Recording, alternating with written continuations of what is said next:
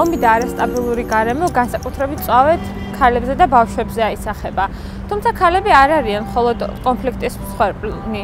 მათ შეუძლიათ საკმაოდ აქტიური მონაწილეობა მიიღონ კონფლიქტის პრევენციასა და გადაჭრაში, რადგან მათ შემოაქვთ განსხვავებული პერსპექტივები და მიდგომები პრევენციული დიპლომატიისა და მშვიდობის შენარჩუნებისათვის. საერთოდ ალბათ ადამიანის ბუნებაა ასეთი, ყოველთვის ფიქრობ, რომ ეს შენ არ შეგეხება, შენ არასდროს გახდები კონფლიქტის მსხვერპლი. და მიუხედავად იმისა, რომ ჩვენ საზოგადოებას საკმაოდ ცუდი გამოცდილება აქვს ამ მიმართულებით, მაინც რაღაცები ხშირად გვავიწყდება.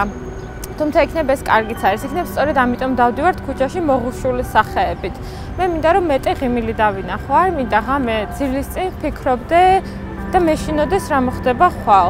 არ მინდა ვფიქრობდე ომზე, კონფლიქტზე, სოციალურ და ეკონომიკურ პრობლემებზე. არ მინდა რომ საერთოდ ვინმე ფიქრობდეს ამაზე. იმიტომ რომ მე და დამეთანხმებით ალბათ თქვენც ვერ ვიქნებით ბედნიერები, თუ სხვაები ჩვენ გარშემო არ იქნებიან ბედნიერები. მე მინდა ვისურვო რომ კაცებსაც და ქალებსაც, ბიჭებსაც და გოგონებსაც არ გვეშინოდეს ხვალინდელი დღის.